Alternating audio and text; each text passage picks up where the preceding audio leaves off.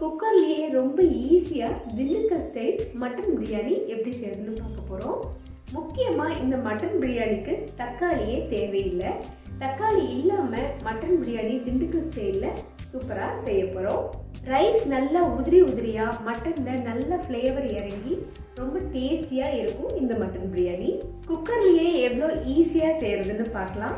இதுக்கு முக்கியமா தக்காளி தேவையே இல்லைங்க. போறதுக்கு முன்னாடி ப்ளீஸ் நம்ம சேனலை சப்ஸ்கிரைப் பண்ணலாம், சப்ஸ்கிரைப் பண்ணிக்கோங்க, பெல் பட்டனும் அழுத்திக்கோங்க. அப்பதான் நான் போடுற போஸ்ட் உங்களுக்கு வந்து சேரும். வீடியோக்குள்ள போலாம்.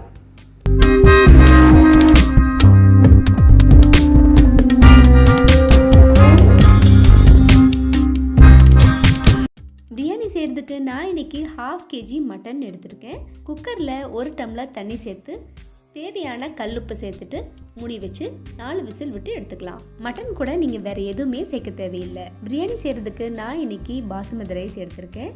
200 கிராம் உலக்கில் 3 உலக்கு பாசுமதி ரைஸ் எடுத்து நல்லா கழுவிட்டு 20 நிமிஷம் ஊற வச்சுருக்கேன். இப்போ குக்கரில் 4 விசில் விட்டு மட்டன் நல்லா வேக வச்சு எடுத்துக்கிட்டோம். இப்படி மட்டன் வேக வச்ச தண்ணியை தனியாக எடுத்து வச்சுக்கோங்க. நம்ம அரிசிக்கு தண்ணி அளந்து ஊற்றும் போது இதையும் சேர்த்து ஊற்றணும். இப்போ மிக்சி ஜாரில் அரைக்க வேண்டிய பொருள் எல்லாமே அரைச்சிக்கலாம். 2 மீடியம் சைஸ் பெரிய வெங்காயம் எடுத்துட்டு 1-2 கட் பண்ணி மிக்சி ஜாரில் சேர்த்துக்கோங்க. கூடவே 1 பச்சை மிளகாவும் சேர்த்துக்கோங்க.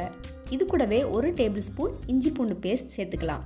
இது எல்லாத்தையுமே மூடி போட்டு நல்லா நைஸாக அரைச்சி எடுத்துக்கோங்க. இப்போ நம்மளுக்கு மசாலா தயாராகிடுச்சு.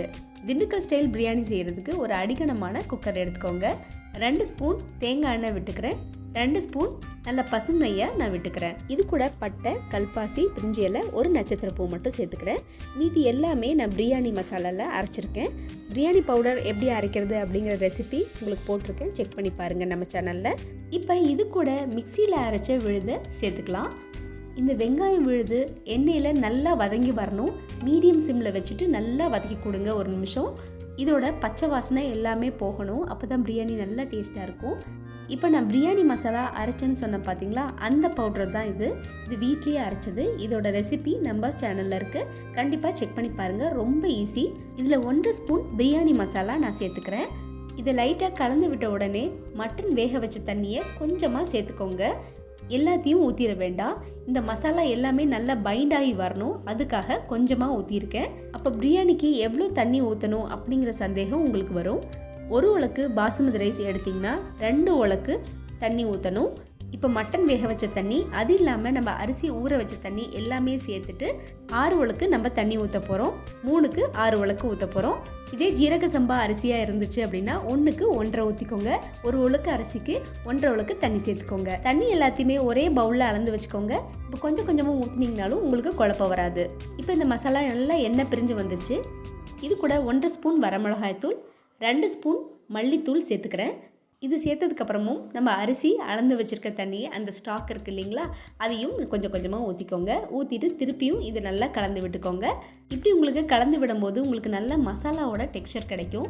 தண்ணி நீங்கள் ஒரே பவுலில் அளந்து வச்சுட்டிங்கன்னா உங்களுக்கு குழப்பமே வராது. கொஞ்சம் கொஞ்சமாக நீங்கள் பிரியாணிக்கு இடையில ஊற்றினாலும் தண்ணியோட கன்சிஸ்டன்சி உங்களுக்கு கரெக்டாக இருக்கும், நீங்கள் கவலைப்பட தேவையில்லை. இப்போ வேக வச்ச மட்டனை இது கூட நம்ம சேர்த்துக்கலாம். ஏற்கனவே மசாலா எல்லாமே நம்ம நல்லா வதக்கிட்டோம், அதோட பச்சை வாசனை எல்லாமே போயிடுச்சு. அது எண்ணெய் பிரிஞ்சு வரும்போது இந்த மட்டனை நீங்கள் சேர்த்துக்கோங்க. சிக்கன் போடுற மாதிரி இருந்துச்சுன்னா நீங்கள் வேக வைக்க வேண்டாம், டைரெக்டாக அப்படியே போட்டுட்டு இது மாதிரி மசாலாவில் நல்லா கலந்து விட்டுட்டு அதுக்கப்புறம் தண்ணி ஊற்றிட்டு கொஞ்சம் நேரம் கொதிக்க விட்டுட்டதுக்கப்புறம் நீங்கள் தம் போடலாம். இப்போ இது கூட 1 கைப்பிடி புதினாவை இது கூட நான் சேர்த்துக்கிறேன். புதினா சேர்த்ததுக்கப்புறம் நல்லா வதக்கி கொடுங்க. இப்போ இது நல்லா வதங்கி வந்துருச்சு. இது கூட 2 டேபிள் ஸ்பூன் தயிர் சேர்த்துக்கலாம். கூடவே 1/2 லெமன் பிழிஞ்சு விட்டுக்கோங்க.